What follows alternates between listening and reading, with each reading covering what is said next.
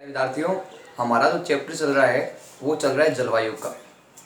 इस चैप्टर के अंतर्गत प्रीवियस वीडियो में हमने अध्ययन किया कि जो मानसून की जो प्रकृति है वो प्रमुख रूप से किस प्रकार की है।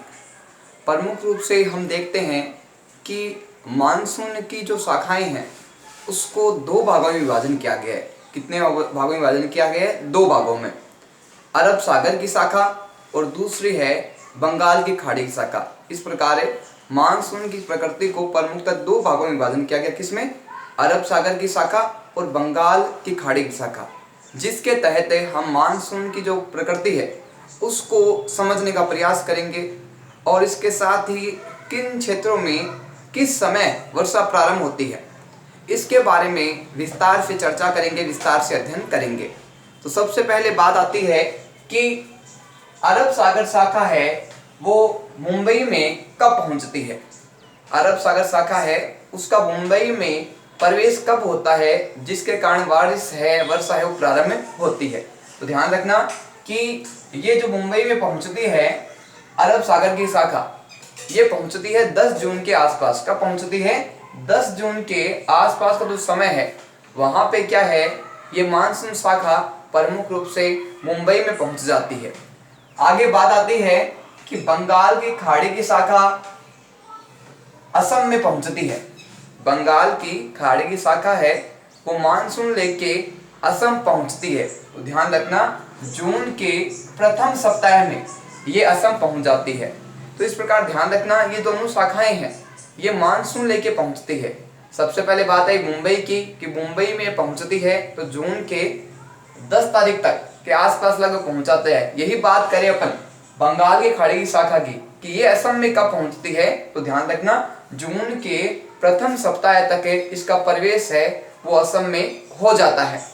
इसी प्रकार आगे बात आती है कि ऊंचे पर्वतों के कारण मानसून पवनें मुड़ जाती है। हम देखते हैं कि पर्वतों की ऊंचाई के कारण क्या है कि हवाएं आगे नहीं जा पाती, और जब हवाएं ऊंचाई के कारण आगे नहीं जा पाती तो ये पर्वतों से टकरा के वापस लौट जाती है, तो ये पवनें वापस मुड़ जाती है। तो उसके बाद में क्या होता है, तो ध्यान रखना कि ऊंचे पर्वतों के कारण मानसून पवनें मुड़ जाती है, यानी वापस से लौट जाती है पश्चिम में गंगा के मैदान की ओर।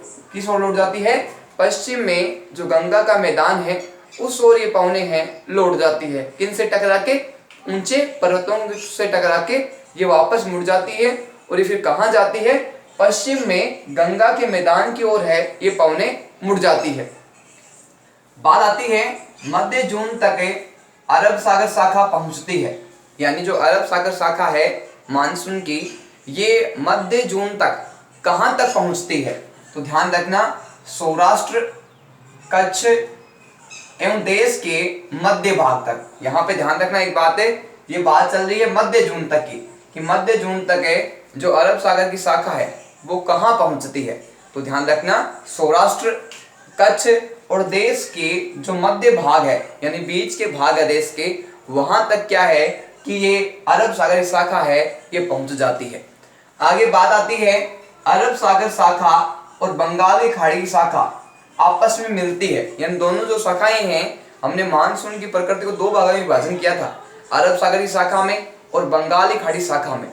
अब बात आती है कि अरब सागर की शाखा और बंगाल की खाड़ी की शाखा आपस में कहाँ मिलती है। बात यही की गई है कि अरब सागर की शाखा और बंगाल की खाड़ी की शाखा है, इन दोनों का आपस में मिलना कहाँ पे होता है, तो ध्यान रखना कि गंगा के मैदान में उत्तर पश्चिम भाग में। कहाँ पे इनका मिलना होता है? गंगा के मैदान में उत्तर पश्चिम जो भाग है वहां पे अरब सागर की शाखा और बंगाल की खाड़ी जो शाखा है इन दोनों शाखाओं का आपस में मिलना हो जाता है। आगे बात आती है दिल्ली में मानसूनी वर्षा बंगाल की खाड़ी से, यानी दिल्ली में जो मानसूनी वर्षा होती है वो किस कारण होती है, तो ध्यान रखना बंगाल की खाड़ी की शाखा से होती है। अब बात आती है कि दिल्ली में मानसूनी वर्षा बंगाल की खाड़ी की शाखा से होती है, लेकिन कब इसका आगमन है वो दिल्ली में माना गया है, तो ध्यान रखना जून के अंतिम सप्ताह में, यानी लगभग 29 तारीख के आसपास क्या है कि ये दिल्ली में प्रवेश करती है। और कौन सी शाखा के कारण? बंगाल की खाड़ी की शाखा के कारण दिल्ली में जून के अंतिम सप्ताह तक यानी लगभग 29 तारीख क्या है कि मानसून का प्रवेश होता है दिल्ली में, किसके कारण? बंगाल की खाड़ी से, शाखा से। आगे बात आती है जुलाई के प्रथम सप्ताह तक मानसून पहुंचती है। जुलाई का जो प्रथम सप्ताह है, जो प्रथम वीक है, उस तक जो प्रमुख रूप से क्या है कि मानसून पहुंचती है, वो कहां कहां पहुंचती है? तो ध्यान रखना, पश्चिमी उत्तर प्रदेश, पंजाब, हरियाणा और पूर्वी राजस्थान प्रमुखतः इस स्थानों तक पहुंच जाती है। कब तक? जुलाई के प्रथम सप्ताह तक मानसून कहां कहां पहुंच जाती है? तो ध्यान रखना, प्रमुख रूप से पश्चिमी उत्तर प्रदेश, पंजाब, हरियाणा और पूर्वी राजस्थान, इन स्थानों तक है वो मानसून प्रमुखतः पहुंच जाती है। आगे बात आती है कि मध्य जुलाई तक मानसून पहुंचती है। मध्य जुलाई तक यानी लगभग 15 जुलाई तक है वो मानसून है, वो प्रमुखतः कहां तक पहुंच जाता है? तो ध्यान रखना, हिमाचल प्रदेश और देश के शेष भागों में। यानी अगर एक प्रकार से कहा जाए तो कि जो मानसून पहुंचता है वो प्रमुखतः कब कब और कैसे कैसे पहुंचता है? तो प्रमुखतः जो मानसून का जो प्रारंभ बताया गया है वो जून से बताया गया है, और जून से धीरे धीरे ये मानसून है विभिन्न भागों में प्रवेश करता है, और विभिन्न भागों में प्रवेश के बाद में प्रमुखतः ये संपूर्ण देश में विस्तृत हो जाता है। तो एक प्रकार से कहा जाए तो ये मानसून की जो गति है वो एक समान न होकर असमान होती है। कहीं पे तो क्या है कि मानसून के कारण वर्षा बहुत अधिक होती है, और कहीं कारण क्या है कि मानसून की गति बहुत धीमी होती है, जिसके कारण हमें प्रमुख रूप से क्या है कि वर्षा की असमानताएं देखने को मिलती है। तो यहाँ प्रमुखतः हमें कुछ बातों का ध्यान रखना है कि जो मानसून की प्रकृति है उसको प्रमुखतः दो भागों में बांटा गया है। किसमें? अरब सागर की शाखा में और बंगाली खाड़ी की शाखा में। इसके साथ साथ कौन कौन से क्षेत्रों में मानसून है ये कब कब प्रवेश करता है, यानी वहां प्रवेश का समय क्या माना गया है। जैसे एग्जाम्पल के तौर में बात आती है कि मध्य जून तक है ये अरब सागर की शाखा है, ये कहां तक पहुंच जाती है? तो ध्यान रखना, सौराष्ट्र, कच्छ और देश के मध्य भाग तक। इसी प्रकार बात आती है कि दिल्ली में जो मानसूनी वर्षा है ये बंगाल की खाड़ी से कब तक पहुंचती है? ध्यान रखना, जून के अंतिम सप्ताह तक। इस प्रकार क्या है कि अलग अलग समय में जो मानसून की प्रकृति है ये अलग अलग क्षेत्रों में पहुंचती है, और अलग अलग क्षेत्रों में पहुंचने के कारण उन क्षेत्रों में प्रमुखतः वर्षा करती है। तो यहाँ एक बात स्पष्ट है कि जो मानसून का समय माना गया है वो प्रमुखतः जून से सितंबर मध्य तक का समय माना गया है। इस समय के दौरान जो भारत के विभिन्न भागों में क्या है मानसून प्रवेश करती है। और हमने बात की कि मानसून है वो एक प्रकार से कहा जाए तो समान नहीं होती, इसका असमान वितरण होता है, और असमान वितरण होने के कारण प्रमुखतः देखने को मिलता है कि वर्षा कुछ क्षेत्रों में तो बहुत अधिक हो जाती है, जिसके कारण बाढ़ की स्थिति उत्पन्न हो जाती है, और कुछ स्थानों पे हम देखते हैं कि वर्षा इतनी कम होती है कि वहां की जो मूलभूत आवश्यकताएं हैं वो भी पूरी नहीं हो पाती है।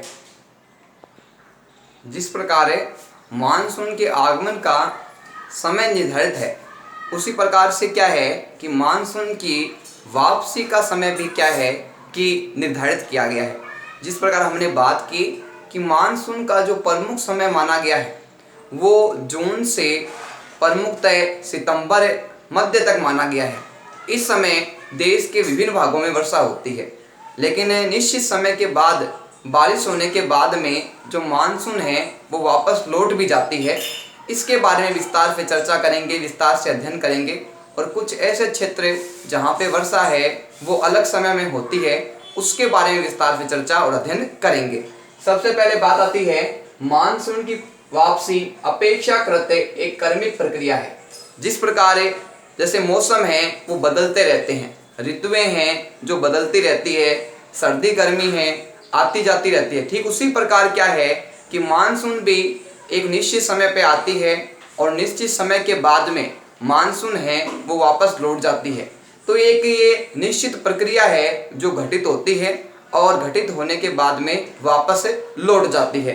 तो बात आती है मानसून की वापसी अपेक्षाकृत एक क्रमिक प्रक्रिया है, यानी एक लगातार चलने वाली प्रक्रिया है जो निश्चित समय तक होती है और उसके बाद में वो रुक जाती है।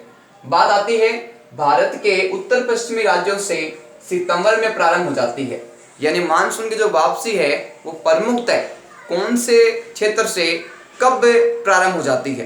तो ध्यान रखना, भारत के जो उत्तर पश्चिमी राज्य हैं, भारत के जो उत्तर पश्चिमी राज्य हैं उनसे जो मानसून की वापसी होती है वो होती है सितंबर से प्रारंभ हो जाती है। यानी ध्यान रखना, अगर पूछे कि कौन से माह से भारत के उत्तर पश्चिमी राज्यों से मानसून है वो लौटने लगता है, तो ध्यान रखना प्रमुख रूप से सितंबर के प्रारंभ से धीरे धीरे इन क्षेत्रों से प्रमुख रूप से मानसून है वो वापसी करने लग जाते हैं, लौटने लग जाता है। बात आती है मध्य अक्टूबर तक मानसून प्रायद्वीप के उत्तरी भागों से पीछे हट जाता है।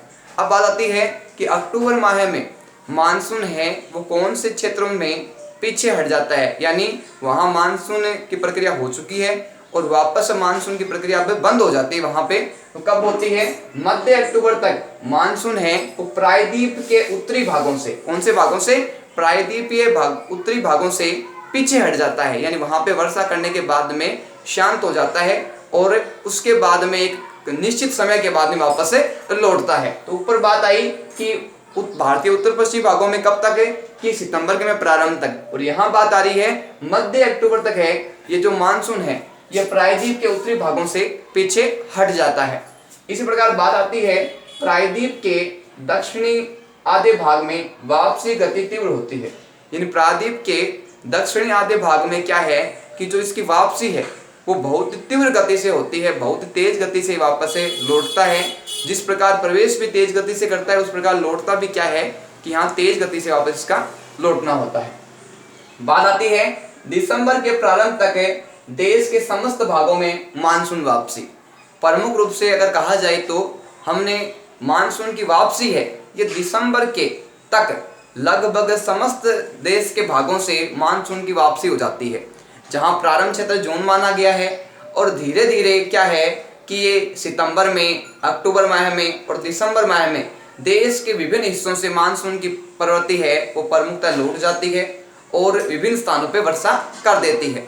आगे बात आती है कि द्वीपों पर मानसून की सबसे पहली वर्षा होती है, यानी द्वीप है उन पे मानसून की सबसे पहली है वो वर्षा होती है, यानी प्रमुख रूप से इस क्षेत्र को सबसे ज्यादा प्रभावित करती है। आगे बात आती है दक्षिण से उत्तर की ओर, दक्षिण से उत्तर की ओर है वो प्रमुख रूप से अप्रैल के अंतिम सप्ताह में और मई के प्रथम सप्ताह तक, यानी द्वीपों पर जो सबसे पहले अगर पूछा जाए कि मानसून की सबसे पहली वर्षा किस पे होती है वो द्वीपों पे होती है। किस पे होती है? द्वीपों पे होती है। और किस समय प्रमुख रूप से? तो ध्यान रखना दक्षिण से उत्तर की ओर तो अप्रैल के अंतिम सप्ताह से मई के प्रथम सप्ताह में। कौन से भाग की बात करें? हमें दक्षिण से उत्तर की अगर बात करें तो अप्रैल के अंतिम सप्ताह से मई के प्रथम सप्ताह तक इन क्षेत्रों में प्रमुख रूप से वर्षा होती है। बात की जाए मानसून की वापसी क्रमश, यानी मानसून की वापसी है वो प्रमुखतः कब होती है? तो ध्यान रखना दिसंबर के प्रथम सप्ताह से जनवरी तक मानसून की जो वापसी होती है वो कब होती है? तो ध्यान रखना दिसंबर के प्रथम सप्ताह से जनवरी तक है वो मानसून की वापसी हो जाती है। इसी क्रम में आगे बात आती है कि जनवरी के प्रथम सप्ताह तक उत्तर से दक्षिण की ओर होती है, यानी इसमें वापसी कब हो जाती है?